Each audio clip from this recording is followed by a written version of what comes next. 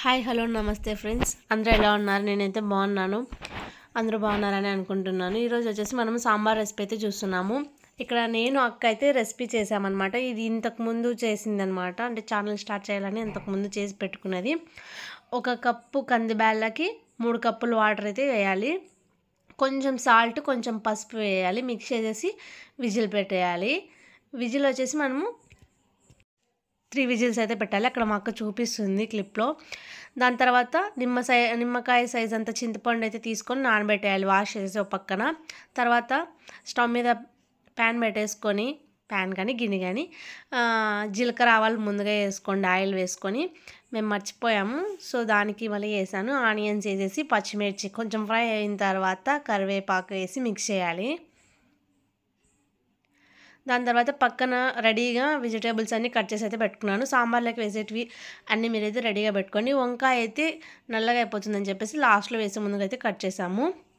Beans, potato, carrot, radish అవన్నీ అయితే cut చేసి అయితే పెట్టుకున్నాము. బీన్స్ కూడా వేయాలి, టమాటో కూడా వేయాలి.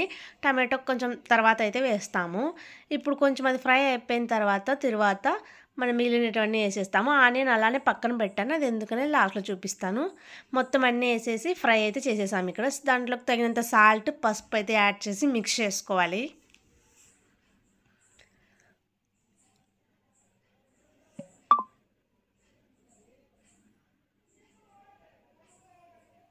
దాని తర్వాత మనము ప్లేట్ వేసేసి కొంచెం మగ్గనియాలి. ఆలోపు ఇక్కడ విజిల్ అయితే వెళ్ళిపోయిన తర్వాత ఓపెన్ చేసేసి దాన్ని మనము అయితే మ్యాషర్తో మ్యాష్ చేసుకోవాలి.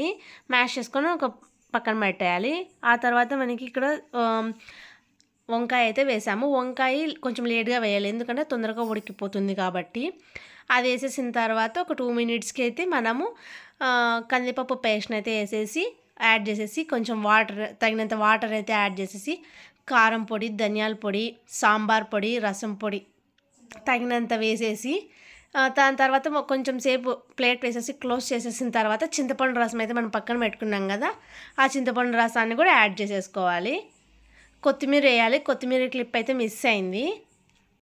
వీడియో క్లిప్లో చూపిస్తున్న విధంగా మనం బెల్లం అయితే అంత వేసుకోవాలి. కప్లో చూపించాను కదా. దాని తర్వాత పోపుకి అయితే అక్కడ చూపించాను. పోపుకి నార్మల్గా ఎలా వేస్తారో అలా వేయాలి.